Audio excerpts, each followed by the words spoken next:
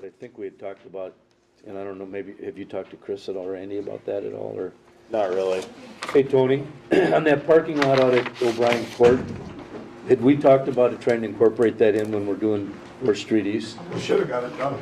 But yeah, because it was either there or next time they do that, anything on State Street, but we get them while they're there, talk to them when they're in town with it. And Maybe if you guys have some time, you could run out, take them out there and just. see what measure they it think. out. But that's what we were kinda talking about Are we doing. looking at replacing the line first, or? Well, yeah, the line, Talked about that. the line has been replaced to the sidewalk, but it's gotta go, well, actually, probably the whole line. Yeah, It's probably all the way out to the middle of the street, isn't it? yeah, I'm guessing, so, anyway. Go ahead, Matt, you wanted to talk about the, The Charter Commission, I know there's been some questions about the composition numbers. Currently, by the charter that was originally passed by the city, it has to be 9 members, it's fixed, meaning it has to stay at 9 until it's amended. I know the council, I think in April 10th at the meeting, wanted to change it or discuss changing it. In order to change it, it kind of gets complicated.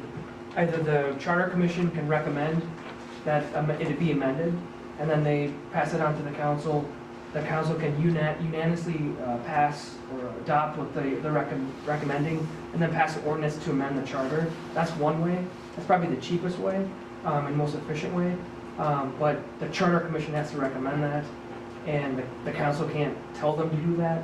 The other way is the ordinance passes an ordinance to amend the commission, or the Charter Commission, to set it at 7 members. I think that's what the council wanted to do. They pass the ordinance, they have to send it to the Charter Commission. They have 60 days to review.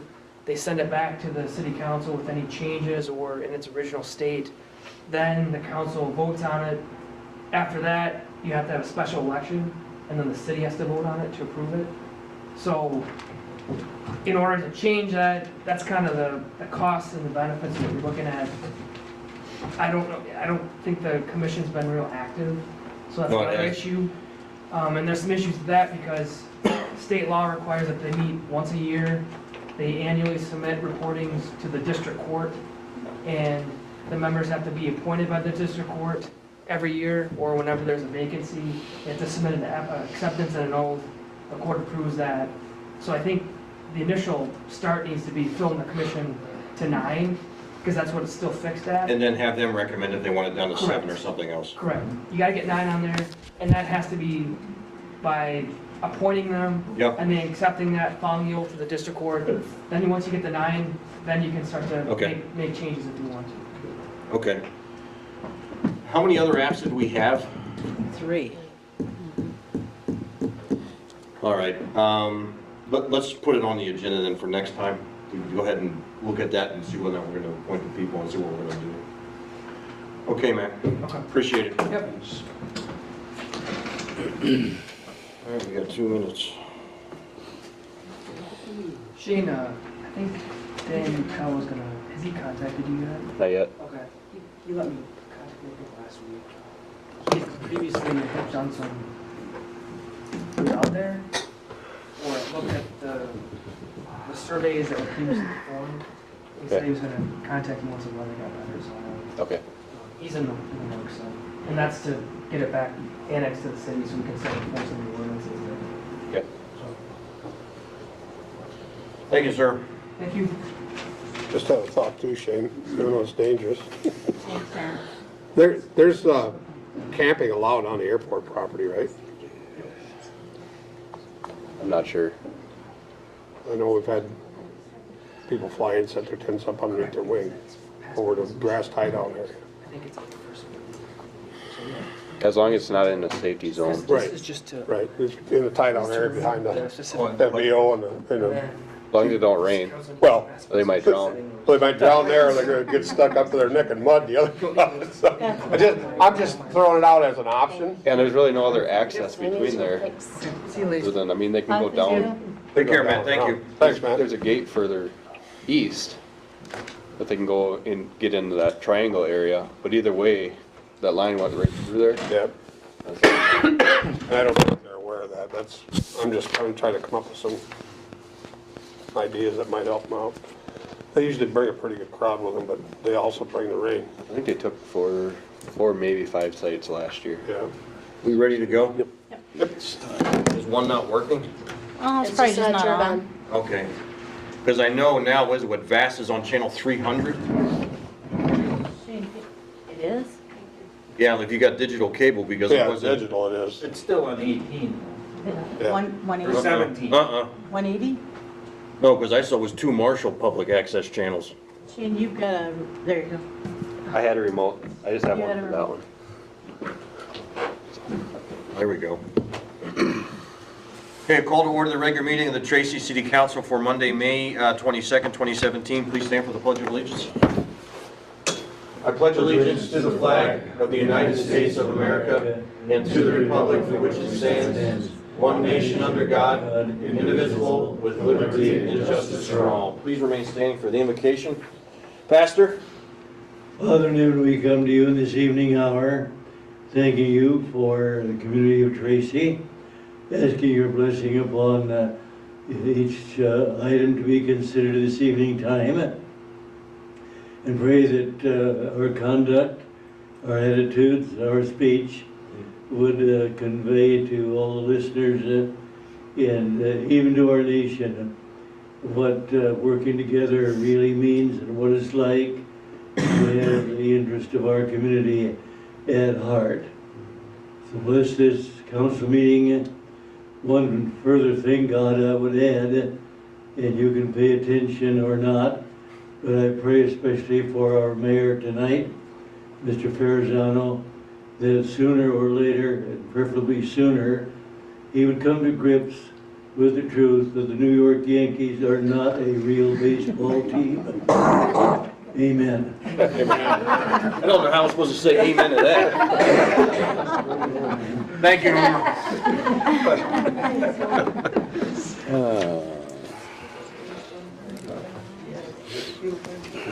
Okay, next we got approval of the minutes from May 8th. Does anybody have any questions or comments about the minutes from either the work session or the regular meeting? I'd move approval. Second. Motion made and second, all in favor? Aye. Opposed? Motion carries. Next is the approval of the agenda, and Tony, you have one? Got two, actually. Go ahead. Under item, or 13 would be item F under unfinished business. Airport hangar rent. Okay. And then item 16, closed session. Go to closed session after the meeting to discuss alleged misconduct of a council member. Okay. Discuss alleged misconduct of council member.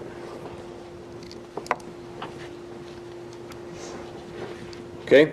Anybody have anything else? Yes, Mr. Mayor, I would like to add 9C, and I will label that as Roger Bunker, 449 Morgan Street sidewalk.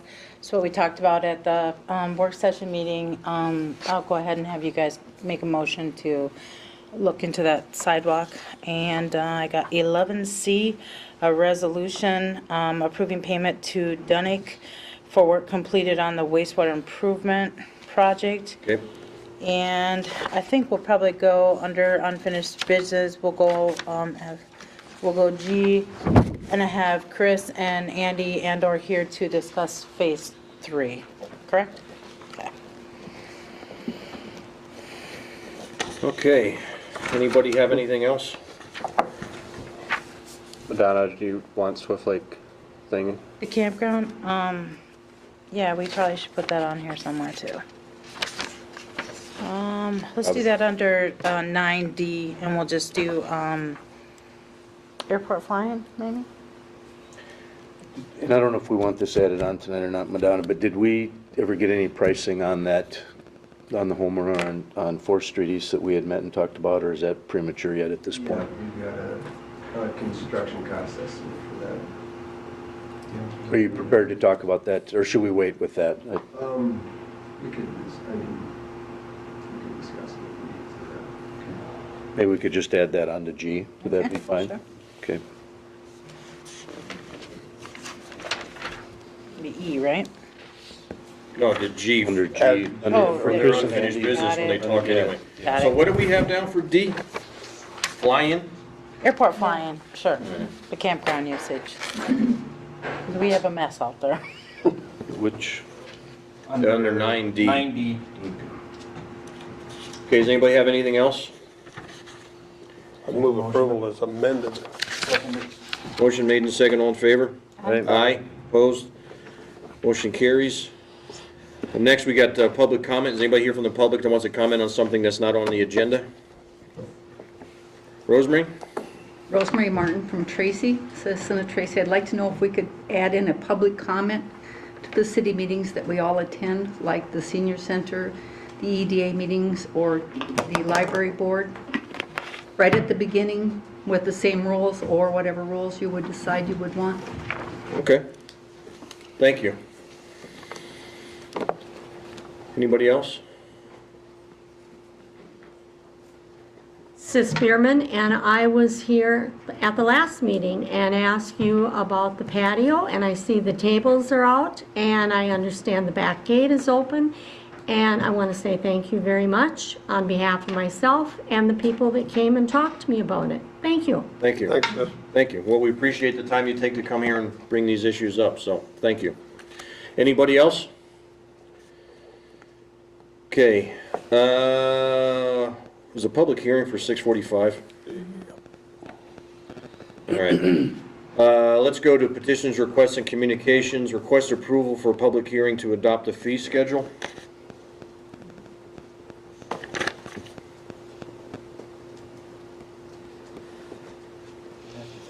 Anything we need to add other than having a motion for that? That's it. All right. We'll set, yeah, when we want it, when you want it. Next council meeting, 6:45? Is that June 12? June 12th at 6:45? Yep, June 12th, 6:45. We have a motion for that? make that motion. Second. Motion made and second, all in favor? Aye. Aye, opposed? Motion carries. Gentlemen, you want to talk about the airport? Got Bolig Engineering? Paul Jurek with Bollig Engineering. I'm here to present the next task order, number 5, and were those in the council packet? They were. Okay, and just to get approval to keep moving forward with the master plan. As you recall, about a year ago, we met with the FAA and had a workshop down here.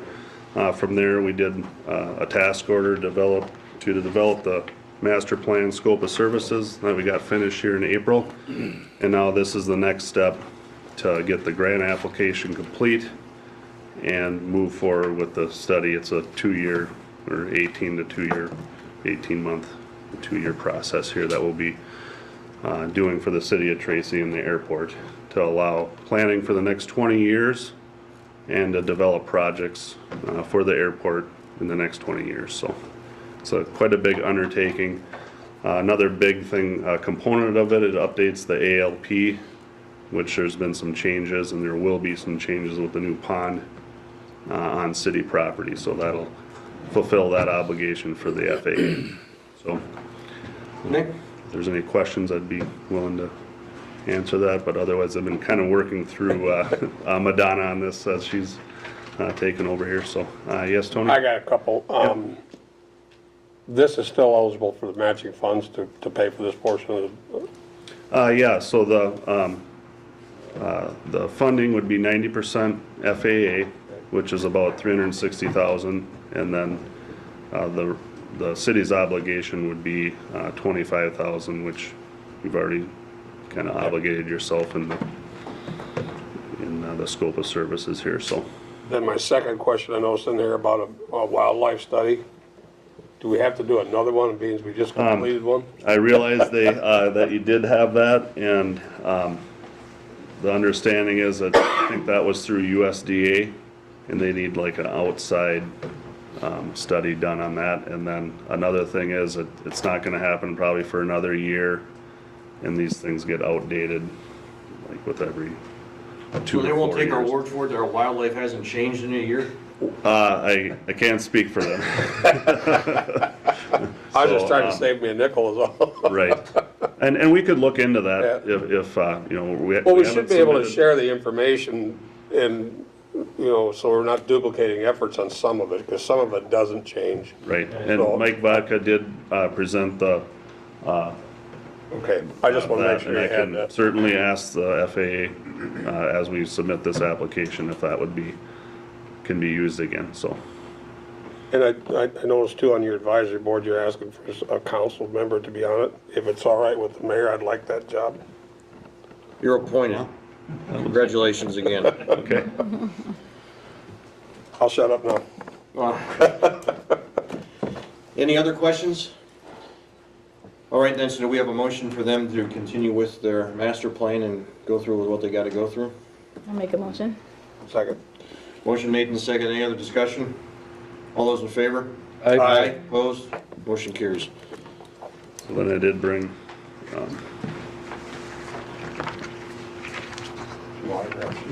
Madonna. Yep. I just brought 2 copies for signature, and you can just send that. You want me to sign them now so you can go? You could do that, then that's easy, then we each got That'd be the an nice original. thing to do. Yeah, so. I got them ready for you there. Okay. Do you just want Steve to sign them then, or do you want me to? Doesn't Whatever matter your who, count. she can yeah. sign them, she can If sign them, that's sign them. good with the city, I'm good with that. And I'll just take 1 copy back and we'll be on our way. Thank you. Yes, thank you.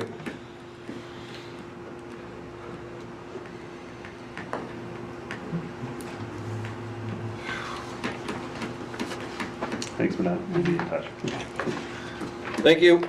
All right, let's call the public hearing then, a public hearing to change the ordinance removing dollar amounts to establish a fee schedule.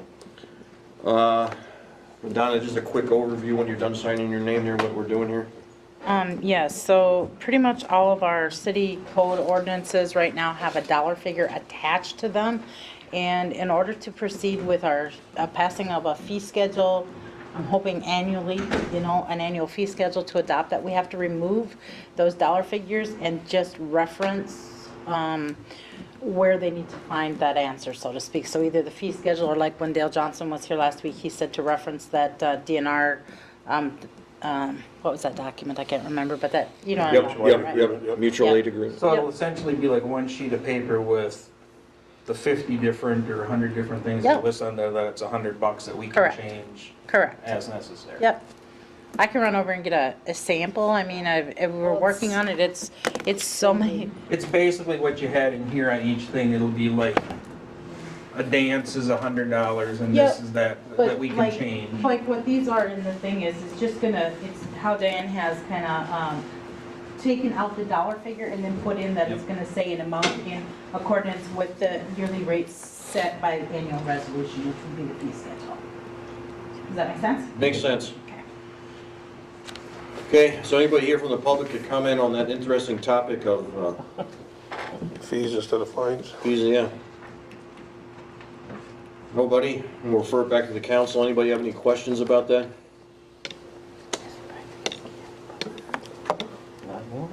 I'd make a motion to approve the ordinances as written. Second. Motion made and seconded. Any other discussion? All in favor signify by saying aye. Aye. Opposed? Motion carries. Okay. Let's go to 9C. And we got the issue with the sidewalk for Roger Bunker, which we discussed at the working meeting there. And the consensus was that we see the city can bring it back to its original, what it looked like before the construction. Condition, yes. Okay? You need a motion on that? Yeah. I'd make a motion that we authorize Shane to take care of that. Second. Motion made and seconded. Any discussion? All in favor? Aye. Opposed? Motion carries. 9D, airport fly-in. Okay, I was contacted this morning by Mr. Ed Ingles telling me that he would like to reserve 17 campsites for June 2nd, 3rd, and 4th. I told him that, well, we only have 12 campsites, and 8 of the 12 are currently rented for the entire season for all the construction companies that we have in town between Dunick and NPI, the NPL, service of the yep. gas company, and the work that Excel is doing. There's two sites on the north side that are still available. Those are 11 and 12. And then there's 2 sites that are in the construction zone, which would be 9 and 10, I believe, that Shane said that he could get ready for that weekend.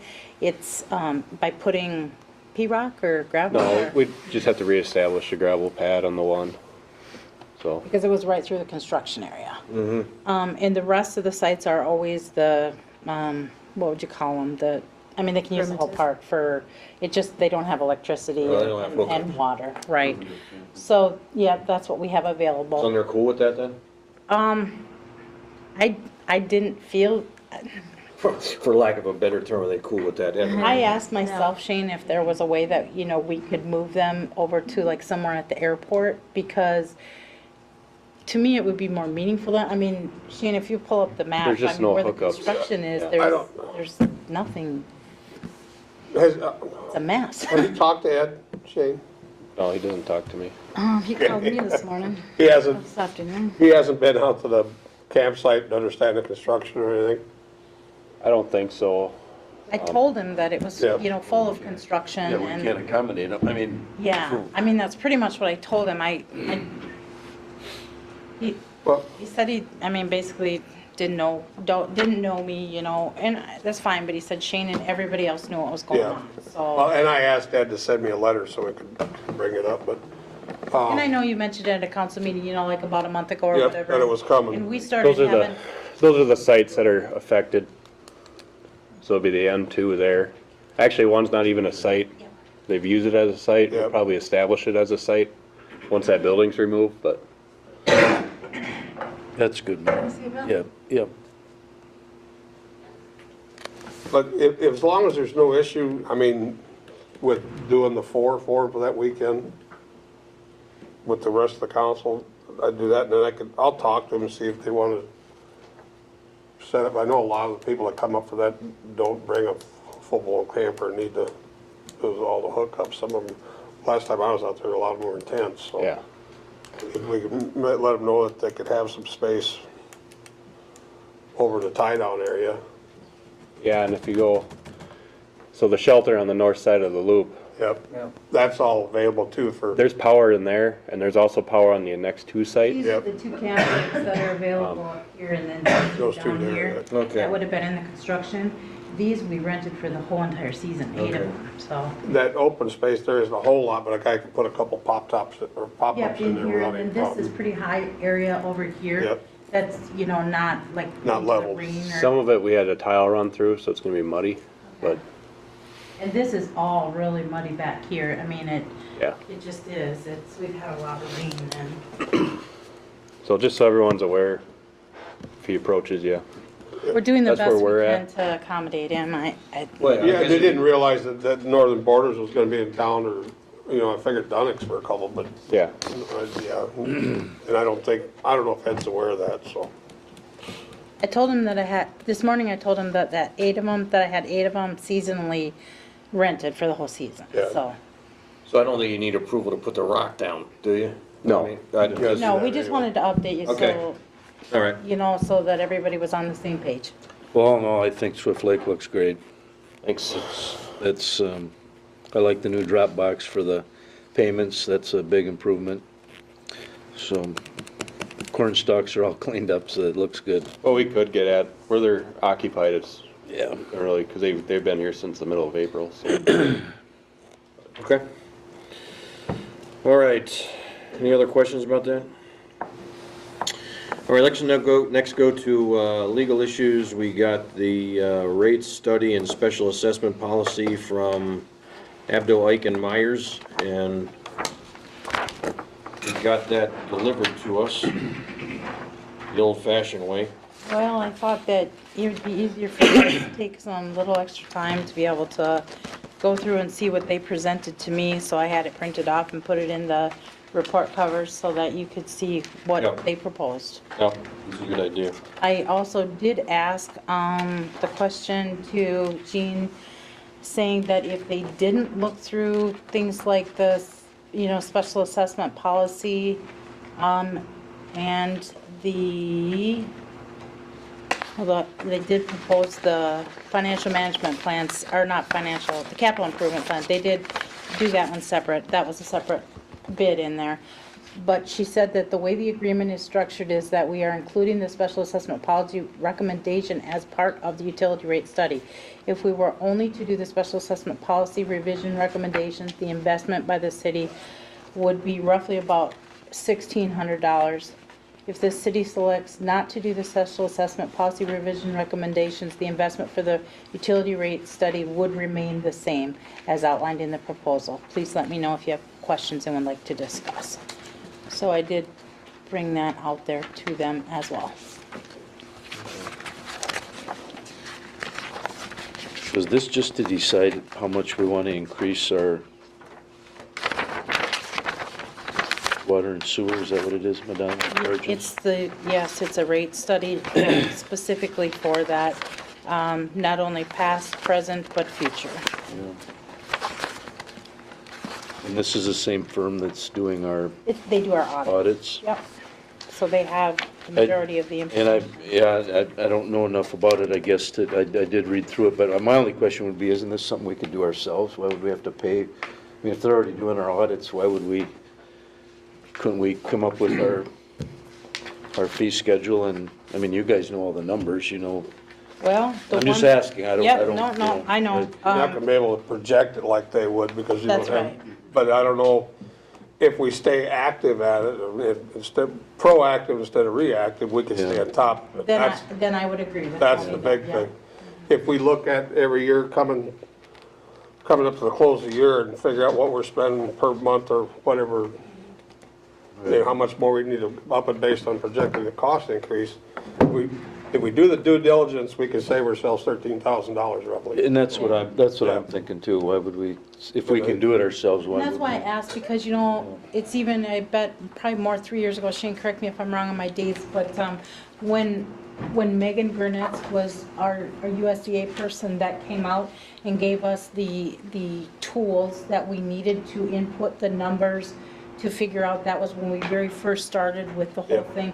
I mean, we let that expire, we let that go past. I know a couple of years ago, it was presented to the council of different ways to do it, we let that expire, that went by. Yeah. And now we're so far behind that it's gonna be hard to figure out the past more than it is anything. But that was the council's fault. Right. Yeah. and We I can't, agree. I wouldn't worry about That's going fine. backwards and trying to recoup that, because you can never. And I'm not so worried Yeah. about recouping it, but getting so that we're okay. So, you'd have to establish a Bounce back. timeline and Do it each year. and a baseline on it, but if we could, and I'd be willing to do it next meeting, if we could come up with what it's costing us a month to get the water ready to go to a meter, not so much what's going through it, but, and bring it out on our rates. So if we have to change our meter rate, $4 a month, that's what we have to do, or whatever it is. And then check on that, and then keep an eye on it every year. I mean, I'm not just using that as a simplified version, but if the system was static, how much would it cost to make that system work for that static period? To keep the tower full and that, and use that as your base and then build on it.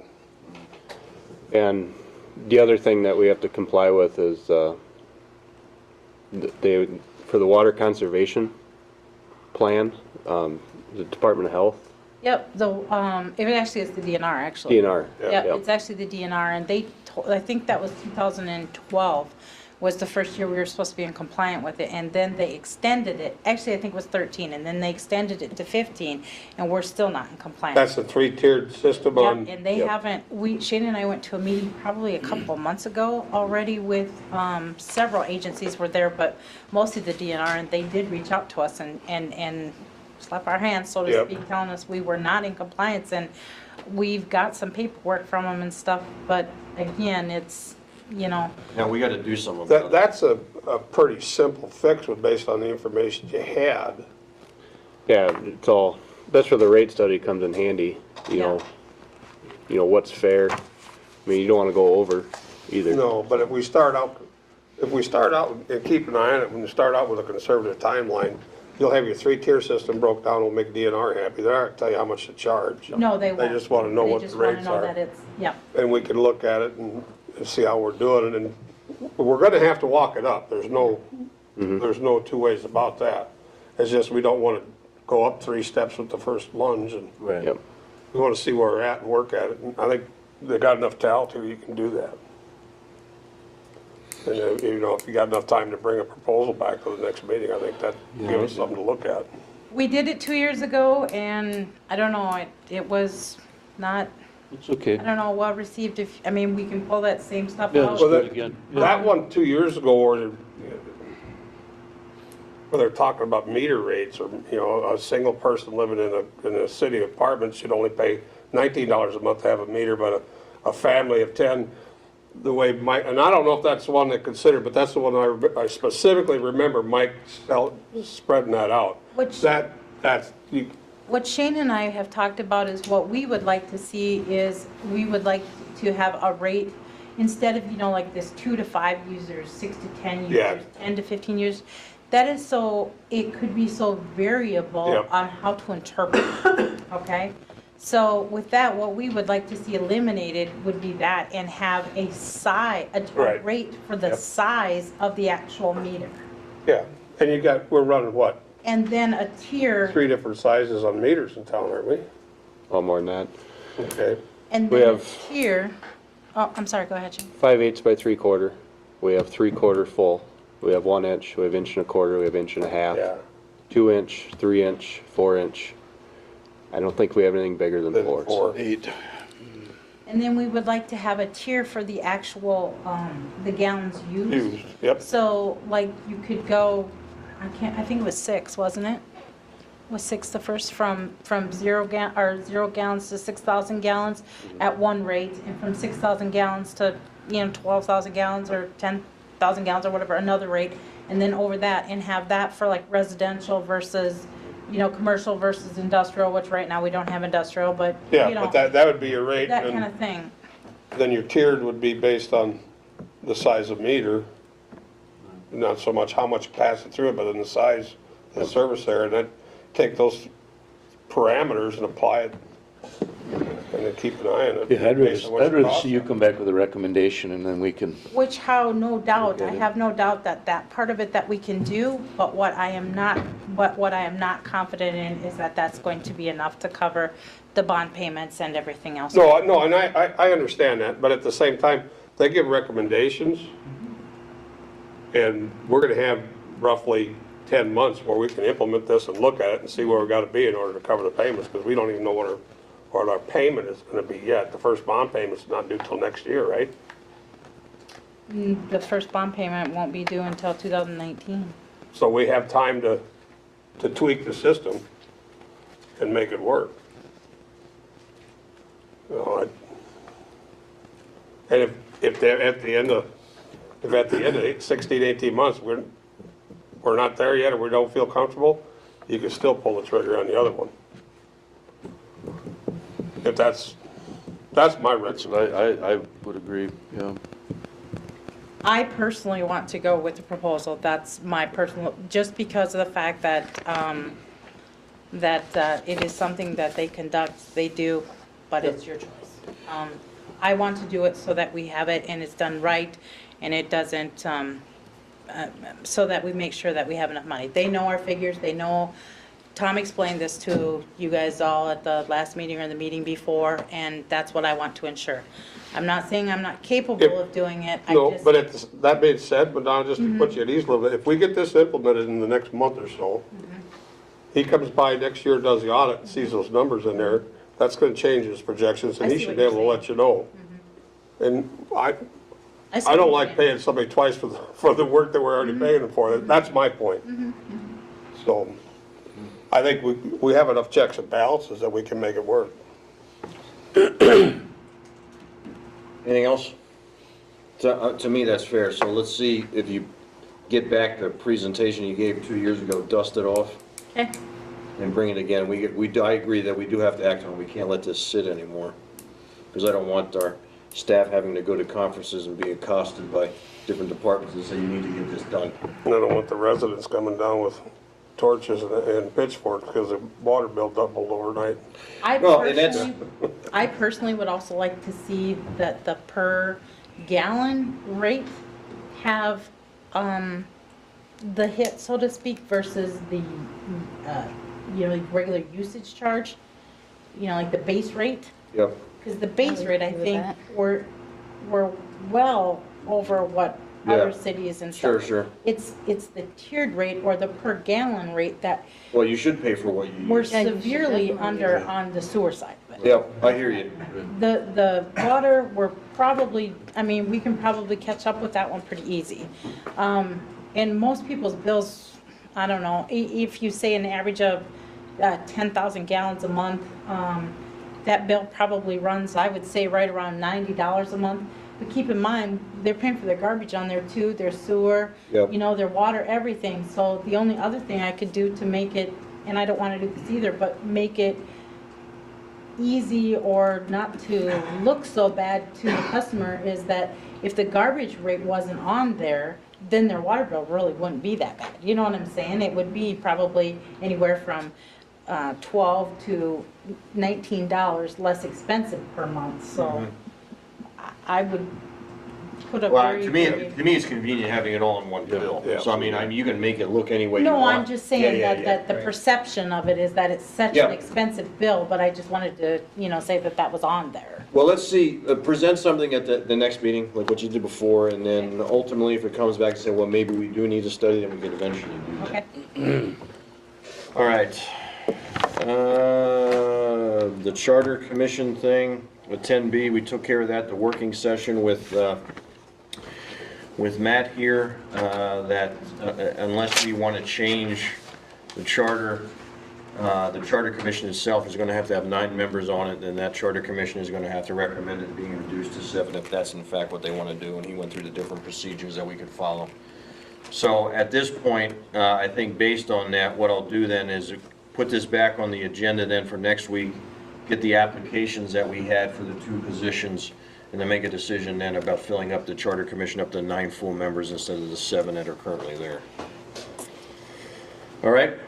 All right, let's then go down to resolutions. We got 11A, resolution authorizing unbudgeted money to be spent for a new server. I just didn't have the resolution prepared last Yep. meeting. and I- I'd make a motion to approve resolution number 2017-30. I'll second. Motion made and second, all in favor? Aye. Aye, opposed, motion carries. Next is the resolution to adopt the ordinance changing, or removing dollar amounts to establish a fee schedule. I think everybody's on board with that. Do we have a motion to approve that resolution?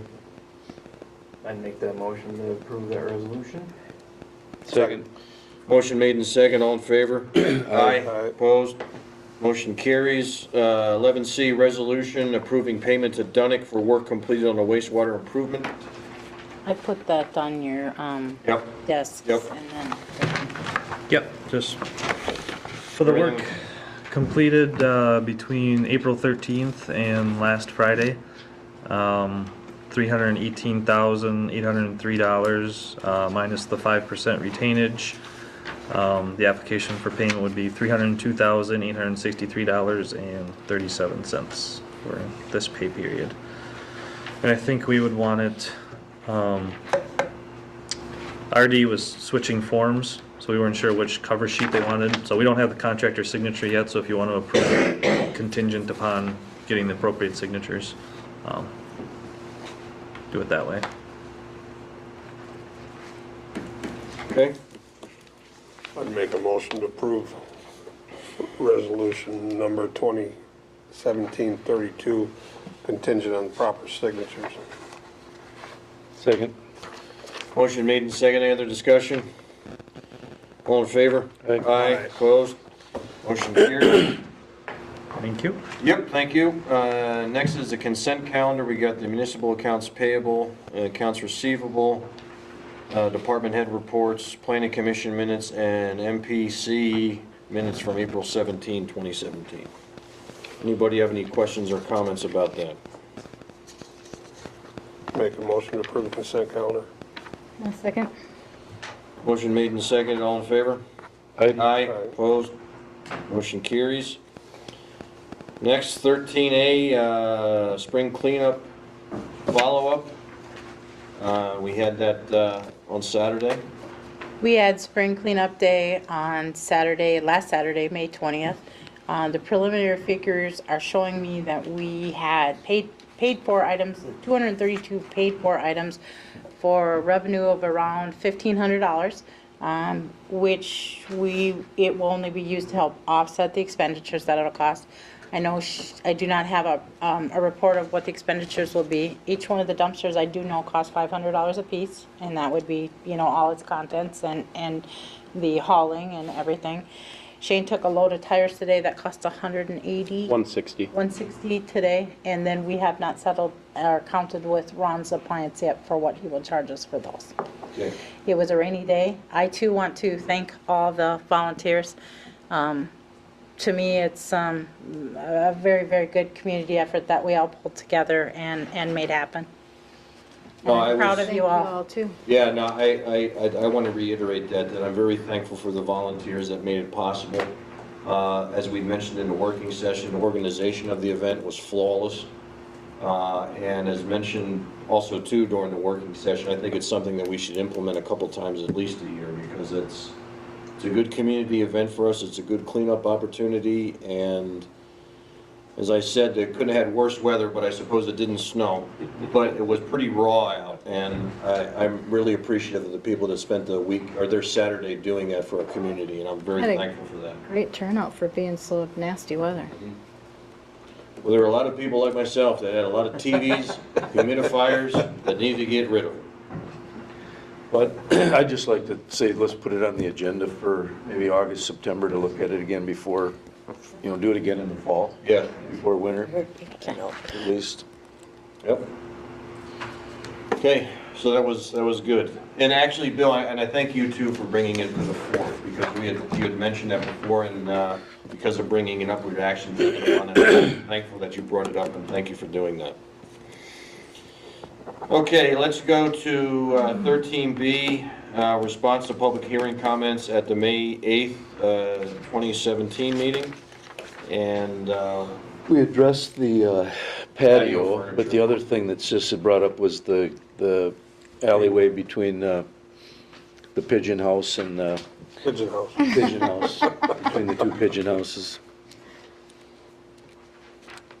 So what I included in the agenda for the public, if they didn't hear that, the first question that was brought up at the council meeting, question and answer during the public comment period at the May 8th council meeting, was why not open the patio by the liquor store during the day so people shopping downtown could use and enjoy it? Why is the patio furniture not out, and if it is not at the liquor store, where is it? The patio furniture has always been at the liquor store. It is now out. Not all tables and chairs, but quite a number of tables and chairs have been put out in the area outside in the patio. We had a garbage can put out there too. I had Diane pull 6 different businesses, and 4 of those businesses were interested in using the patio as a place to sit and eat their lunch. So I made signs, and Kim strategically placed them throughout downtown and stuff like that, so everybody was aware that the back entrance to the liquor store patio is open, and if they would like to go sit and enjoy their lunch or anything, that it is open for them to do so.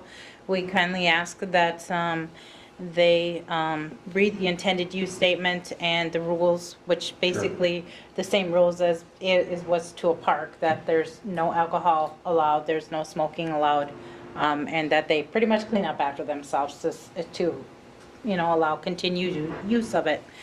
The second question from Sis Bierman at the May 8th question and answer public comment session was why spend money on a greenway between 2 downtown buildings, which are the old bakery and the old Henderson's building, when those buildings either need to be brought up to code or demolished.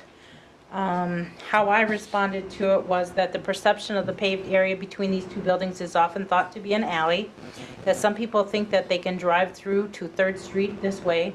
Both the Planning Commission and the City Council have discussed this area and concur if the area is turned green, the perception of driving on it would be eliminated, and that the City Council did approve installation of a sidewalk with grass on both sides of it to be budgeted for 2018.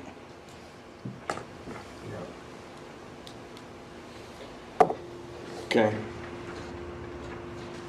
I don't know if there's any other thoughts about it, but, I mean, It was a good idea, Sis had. I'm glad we got some use out of that. okay. Anything else? All right. Thank you, Madonna. You're welcome. All right, 13C, the potholes at the corner of State Street and Center Street. I talked to Andy a little bit about this. He took some shots last week. I believe at Kinflow, put, like a flat gutter through there, concrete gutter. Probably would have to do a little bit of asphalt work though to make it slope right. The other option is putting a catch basin there. The only outlet for that catch basin would be across the road by that triangle grass area where one of the city gardens is. Those are kind of our options. If you put a flat cement pad through there, how big a dip is that gonna be? It'd be similar to what they did on 4th Street on a few of those blocks. It's like And that's a stop sign there anyway, so, you know, people have to stop before they would. Be a lot shallower than the potholes that are there. It'd be, well, yeah, yeah. Would that be the easiest fix? And cheapest?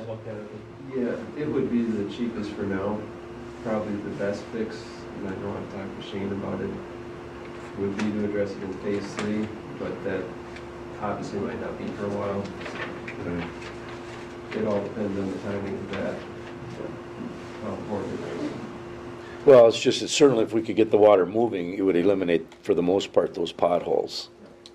I mean, there'll probably always be some, but at least it would eliminate a lot of that, I would think. probably want to just band-aid it though until 4th Street East back up and running, because State Street's really the only hospital entrance right now, so we're kind of limited on what we can do now, but we'll just keep doing what we were doing before for now, until we can address it. At least you got a plan. Yeah, I would agree. Okay. Thank you, fellas. Next is the follow-up on the sump pump violations. And Shane, we had a meeting there. Yeah, we had a meeting last Monday for those people that were affected by it.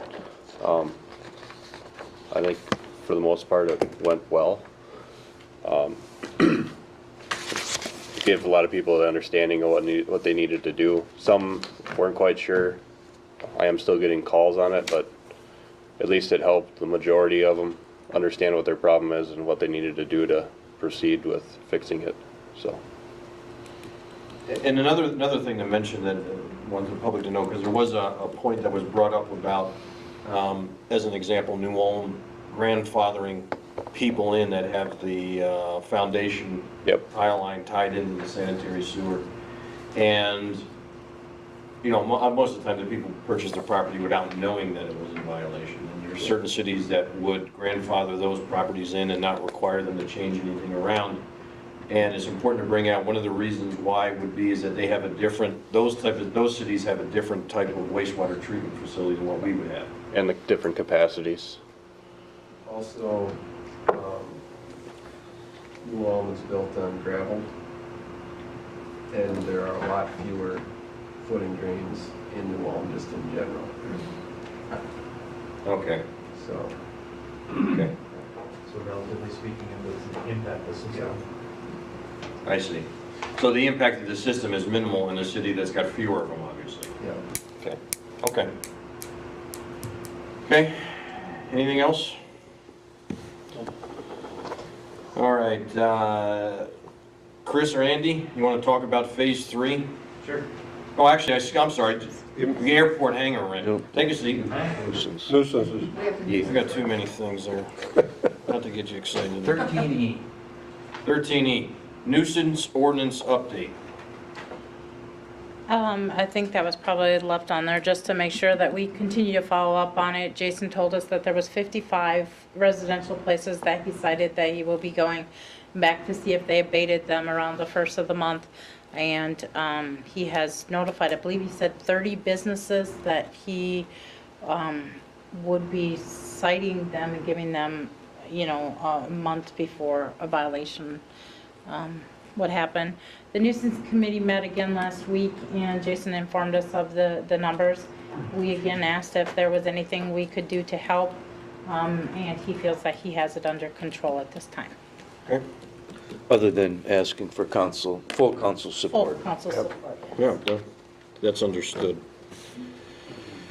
Okay, all right, next is the airport hangar rent.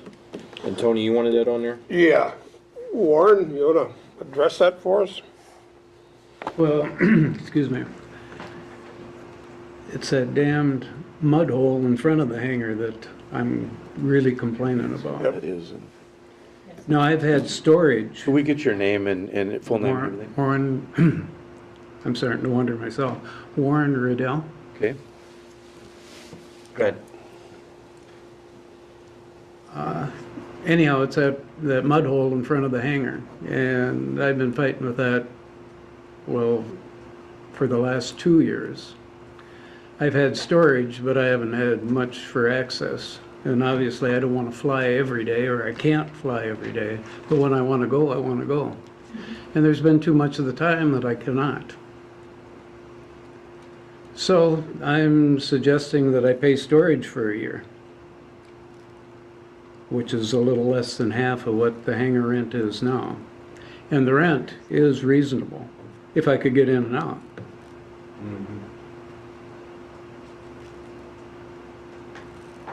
Now, I've been in on that side off and on since 1970, and it's never changed.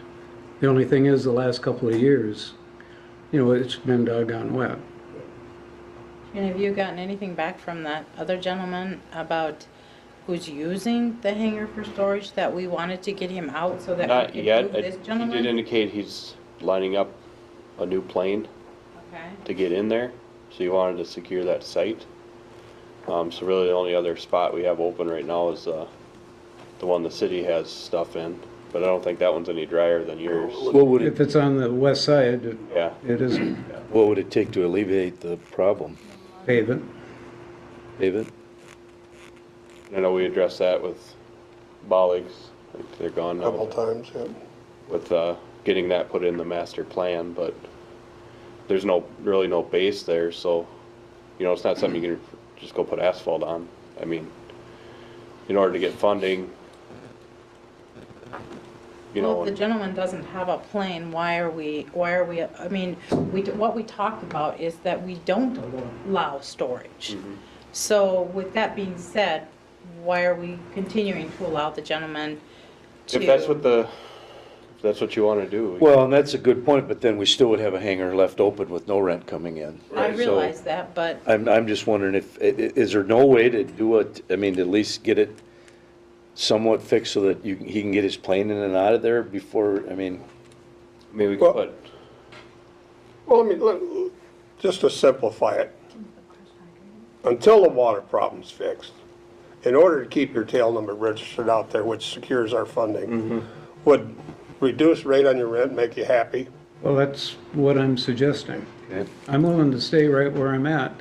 If I can go across, if I can get on the other side for a while until it is fixed, that'd even be better. But I won't make any complaints at all if I can pay for storage as opposed to the regular monthly rent. I think that's the simplest fix until we can get something else figured out, whether it's a hangar swap or. Well, that's true, and considering since you said you've rented it since 1970?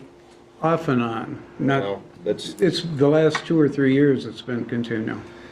So we could address that, and I imagine we need a motion on that, but to do that, but then we should probably talk about the rental again, because we did talk about that before, if we were gonna address that.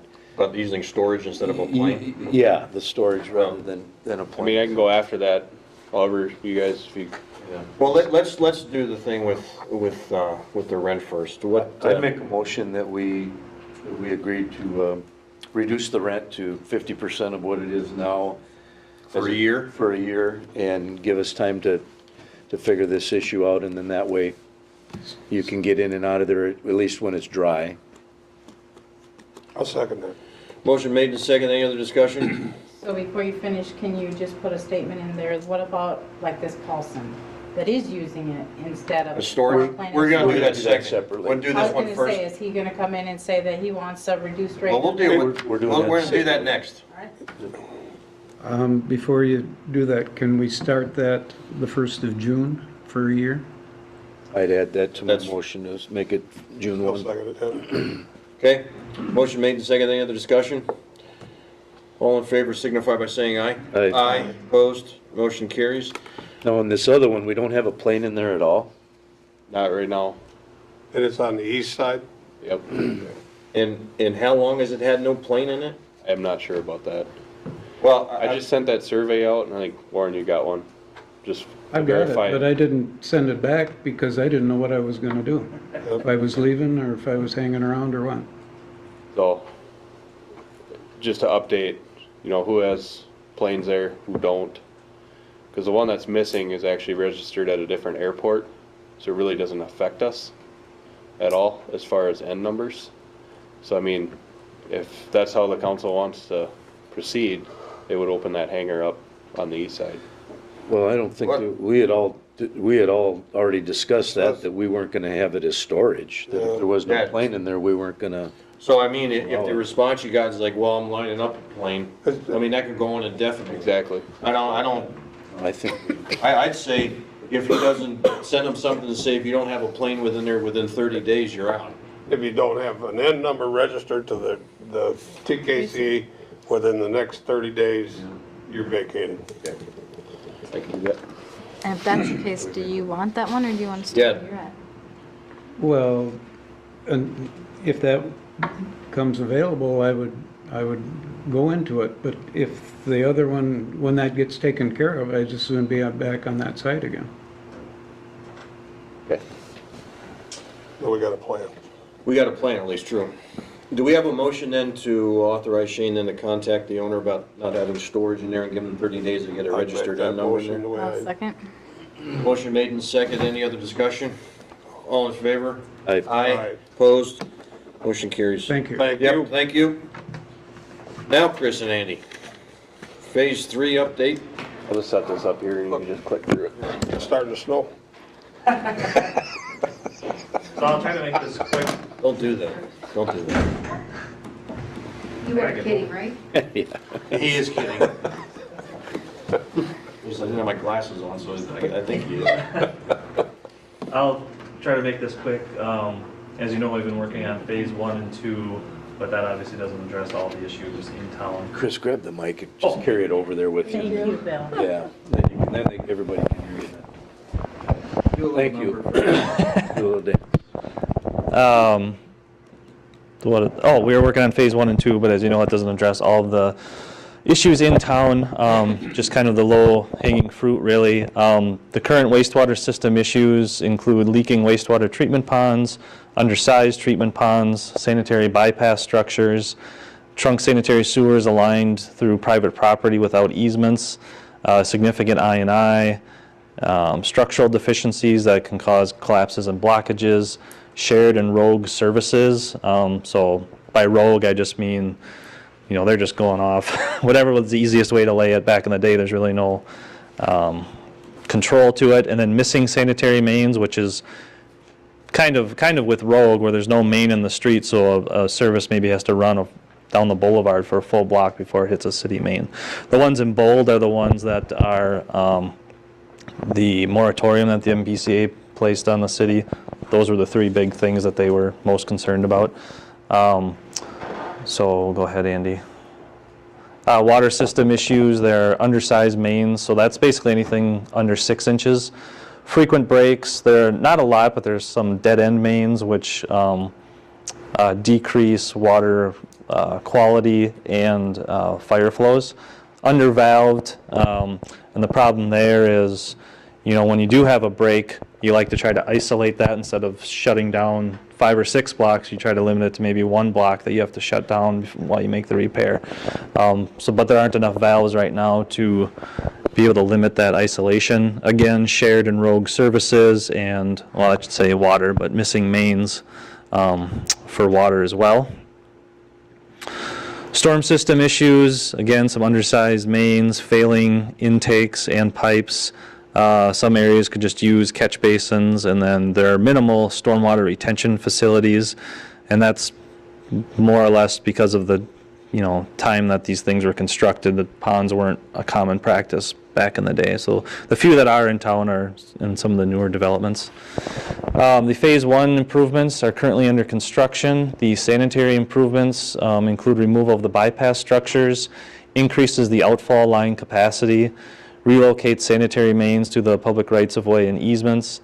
There is incidental I&I reduction along with that, just because we're putting in new pipes, and we are getting some sump pump disconnections and so forth, and we're providing the sump pump service stubs. The water main improvements, we replaced some missing mains, so we're basically putting new mains in some segments of the street, so services can have a better connection. Undersized and failing mains, and we're adding some proper valving. Stormwater improvements, adds capacity downstream end of the system that drains nearly, I believe, 40% of the city, and then also incidental roadway improvements along with the, you know, surface restoration. The phase 2 improvements, the discharge permit from the MPCA is expected to be issued in early June. We're working through a couple of comments that are conflicting between the regulatory agency and funding agency.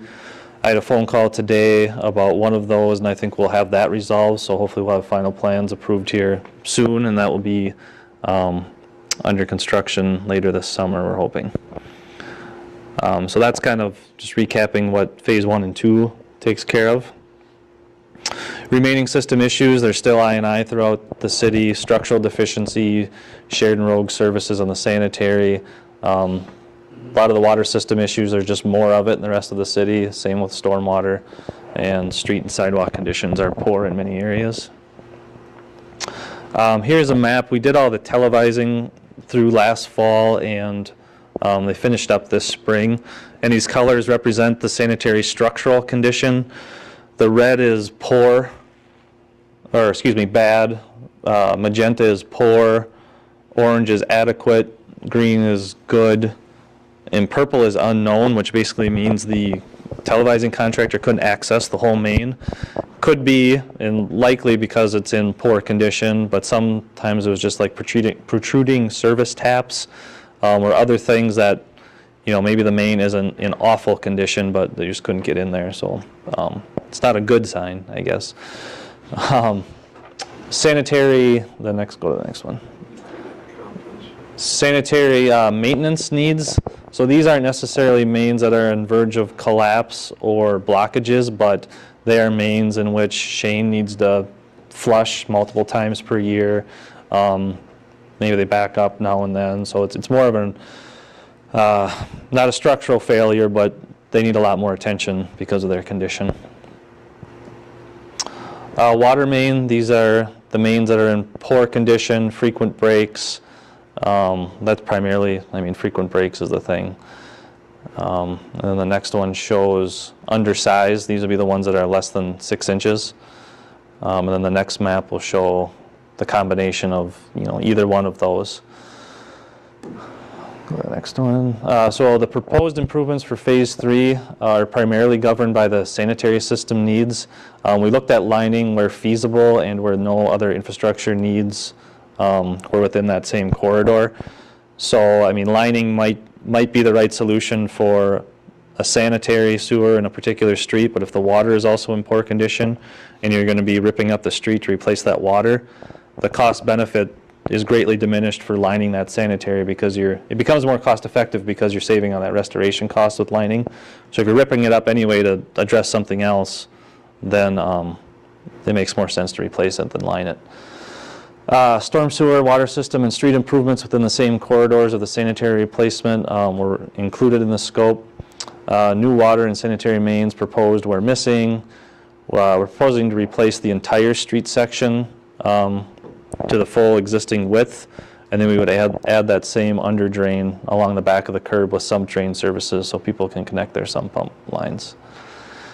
I discussed lining. There are some locations, primarily up on Highway 14 and at the west end of town, and then down here on Front Street and through this neighborhood are the areas where lining makes sense because the other infrastructure is in good shape and you're just able to line it. Some of them you're not really even able to line just because there are too many offset joints or structural repairs that would need to be made first. So a lot of the street will be ripped up, then by that point you may as well replace the whole line. So that's the lining potential. So this is the potential scope of phase 3. The different colors, it would be the thick lines. The different colors are different potential sub-phases that we broke it out to, kind of based on a similar size of what phase 1 is and kind of us, and this is absolutely up for discussion, but kind of based on what the tolerance might be for having what portion of the city ripped up during a particular summer. So we'll go to the next one.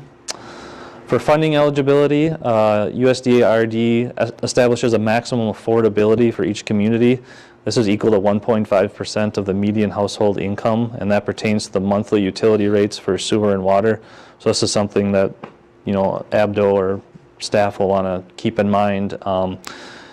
So that you take the total number of equivalent domestic units to establish an average per month rate, and that comes to $51 per month each, sewer and water.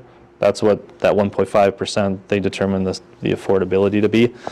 Grant eligibility begins above that amount. Storm sewer is loan only and will likely be tied to the water costs for phase 3. So since there's not a regular utility bill for storm sewer, they just wrap that into either sanitary or water. Usually in this case they said it would likely do it with water, and then from there they calculate the loan and grant eligibility. The maximum RD grant amount is 75% of the project costs, although in practice there's usually not that much money there, and they try to spread it out amongst all the different communities. So it usually ends up being around 30% of the total project cost. Additional grants could come from state sources if available.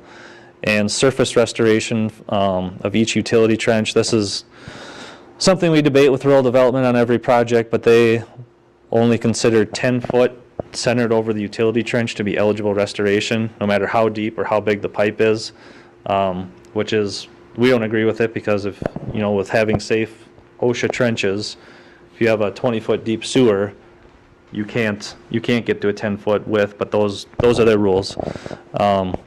So if surface restoration exceeds 75% of the pavement width, then 100% of the pavement becomes eligible, and then allocated amongst the utilities per RD's formulas. So that's just kind of how the calculations work. So for each color, the estimated costs, including soft costs, which would be like administration and design and surveying, bonding, all of that. Obviously, these are very high-level estimates at this point, but blue, this would be 3rd Street. Blue is about $5 million. Orange is $2.5. Purple is 3.5. Cyan is 3.8. Brown is about 1.8. Yellow is 1.8. Magenta is 4.1. This is Center Street, so there would have to be some coordination of timing with county, because that's a county road. The black is 4.5. Green, I'm sorry, it was labeled something else in the spreadsheet, so green is actually this red, 4.5, and then CIPP is the cured in place liner, that's $2.5 million. So, I mean, jaws are kind of hitting the floor now. I realize it's a pretty big scope, and we have to start somewhere. The total project costs $35 million. The sanitary eligible per RD's guidelines is about $15 million. The maximum loan affordability, that is remaining because phase 1 and phase 2 have already kind of eaten into what the maximum loan amount could be for affordability. So there's about $5.5 million left, leaving about $9.6 million grant potential. Storm eligibility is $1.1 million. Like I said earlier, 100% of that would have to be loan, but that counts towards the water loan portion. So the total water is $9.5 million. After taking off the $1.1 million for storm, there's another $7.2 million of affordability for a maximum water loan. So then the grant potential is $2.3 million. And then ineligible improvements is basically anything outside of that 10-foot or whatever the surface restoration eligibility would be for rural development, plus the under drains are not eligible for rural development, and a few other incidental things is about $8.6 million if you wanted to do the whole street on each of these segments. So cost saving opportunities. In some areas we could replace only RD eligible portions of the surface, except for A Street. Most of the streets within the potential project area are in need of improvement, so I don't know if that, obviously there's a discussion to be had, but I don't know if that's the best way to go about it, but something we can discuss. A Street was redone in, I don't know, was it 2009, but the utilities were not addressed as part of that project, and they are in poor condition. One thing I didn't include in the slideshow, and I can certainly send them if you want any still pictures of the televising to show some of this, but it's not the most interesting thing to look at. We could also look at narrowing streets where feasible. It's not, you don't save all that much, about $1,000 per block per foot of width, but there are some streets that are very wide and probably don't need to be as wide for what they are. They're just local streets. You don't need 40 feet of street width for the street that doesn't get much more traffic than the people who live on it. So that's something that could be looked at. It would provide more long-term benefit, less plowing, less seal coating, less area to maintain long-term. Another thing, kind of thinking outside the box, is closing streets and restore to a greenway with just a utility easement. Obviously, you'd want to review traffic patterns, but 400 by 400 foot grid maybe isn't necessary everywhere. You could close some side streets and have maybe like an 800 foot long block and just restore it to greenway. You'd have to consider, if there are driveways on that side or anything. Obviously, you couldn't do it on every street, but that's something that could also be looked at, and we'd estimate you could save about $50,000 in restoration per block. On an average, I think that was probably a 30-some foot wide street. So the wider it is, the more you'd save. So those are some opportunities to reduce some of the costs. Some discussion points. I know the first one, I'm sure, is do we have to do everything? Basically everything we're showing in other cities, that has been reason enough to do a project. I mean, even the maintenance issues, the SAGs and such, but there's a lot going on here, so some prioritization we'll have to look at. But even if you don't think you have to do something immediately, the conditions will not improve over time. How do we prioritize? Pipelining is the least invasive and least costly on a per foot basis compared to pipe replacement and the surface restoration. So that's kind of some of the lower hanging fruit, is maybe do that the cured in place lining first. And then it's best to work from downstream to upstream for reconstructs when possible. How do we determine the phases? We kind of tried to consolidate it geographically. Downstream to upstream, tried to make it comparable to the phase 1 improvements, but there is definitely flexibility to combine, expand, reduce, or put them in different orders. Will we save money by phasing the project? Smaller phases price fewer contractors out of bidding, because some of them, they can only bond for so much, so the bigger a project gets, you kind of eliminate some contractors, but at the same time, larger phases also prevent contractors with insufficient resources from bidding. So the smaller it is, the more smaller outfits you might have on bidding on it, which isn't necessarily bad, but you want to make sure they have the horsepower to be able to finish the project.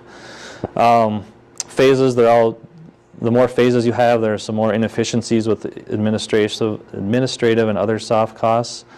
And then over the life of the loans, if you're going to break this into 10 phases and do it over 10 years, well, for most of the life of those loan payments will be overlapping anyway, so it's not like you're saving that much during the life of the loan. So the next step, after some discussion, we'd submit this PER to USDA-RD, get their thoughts. We want to apply for those PFA funding lists for that additional grant eligibility that is beyond what RD can cover, and we should discuss the desired scope and or phasing of the project. And I believe, is that it? Yep. So it's a lot, the price is a lot, the scope is a lot, it's going to disrupt a lot of people, but those are the deficiencies we found. And entertain any questions, or if we want to set up another time to discuss and have a work session specific to this, or whatever you guys think. We need to do that specifically. I mean, it's going to be separate from a regular council meeting. Yep. There's a lot in here. Yep. There's a lot in here. It is, there's a lot, yep. But I think there are things that, it's a starting point, and we'll have to look at what we want to do. Yep. And I'll send the still frames of the televising if you want. No, you don't need to do that. Okay. Now that you're here, Tony, did you get your question answered about 4th Street East? I was getting ready to see when they finish up here, and I got some questions on 4th Street East. Okay. Well, I just said that 701 4th Street East. I did put together a construction cost estimate for that. I don't have anything here. Okay. 45 to 50,000 is what we're estimating would cost to reroute that around. Okay. Now, or you mean, or later? Weren't you going to check with Dunnix, and then we'd see if it would be better to do it later, or? That was based off of the unit bid prices for this project, right? It's based off the same prices we used for that, for the phase 3. Okay. Did you break it out for replacing the actual catch basin separately from that? Yeah, and Shane's gonna take care of that, Yeah. What I did included that, so that would be a Take cost some that off. we could take off. Something to look at. My question on that whole area there, from Hollitt back towards the hospital, when they did that project, they built a road base up underneath that make like a truck route, because the hospital stuff was going through there tearing the road up. Is that built in, going from Hollitt back to the north on 4th Street East? As far as the street section? Yeah, to build that road bed up so it handles the truck route, so it matches the stuff back to the south of it? It's, I don't know off the top of my head, but I know Rural Development's thing was to replace it in kind. We've got a thicker gravel section, I know that. On 4th Street? I can't speak to the business. Okay. We went from 8 inches to 10 inches of gravel. So they did the whole thing at that time was? They did. Or south of Hollitt? South of Hollitt, they did, and the reason behind it was those x-ray vans that they bring in. Sure. Were tearing that street up, and they were getting hit with a reconstruct every 5 to 7 years, and that's been, I want to say it's been 7 years ago since we did that. Yeah, that sounds right.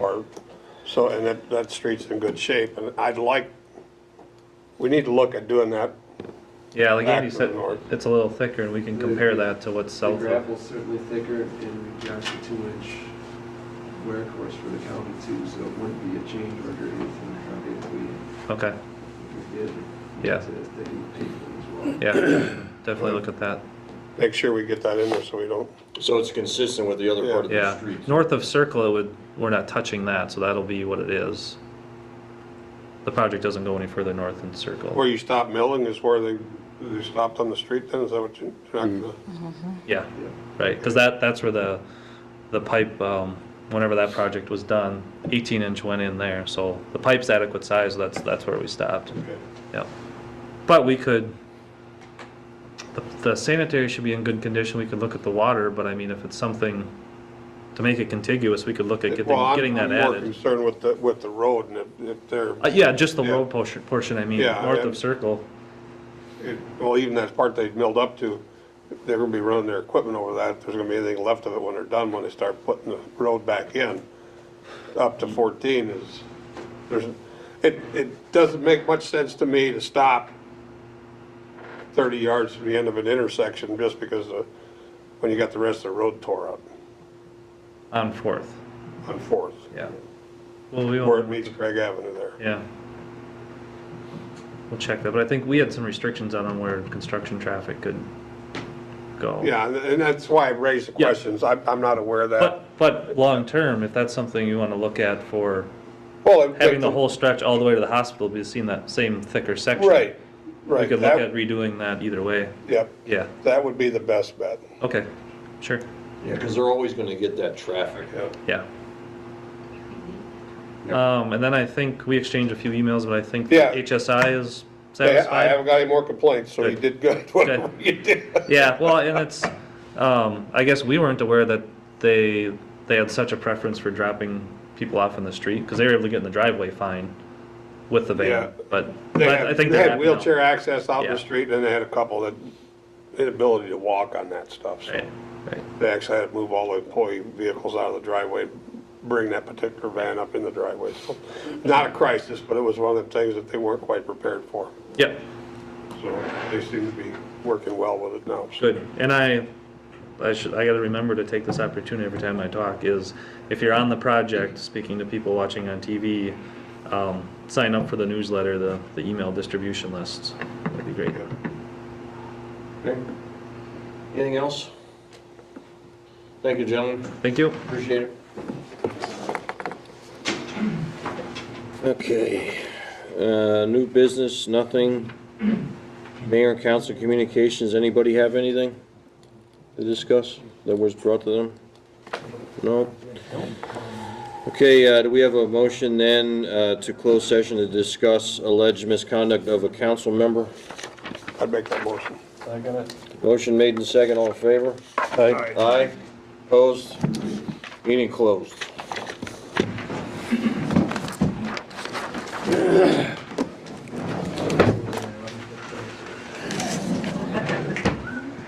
Thanks for coming. It's good to see faces out there. You don't have patience? No, they were leaving, I was hollering at them.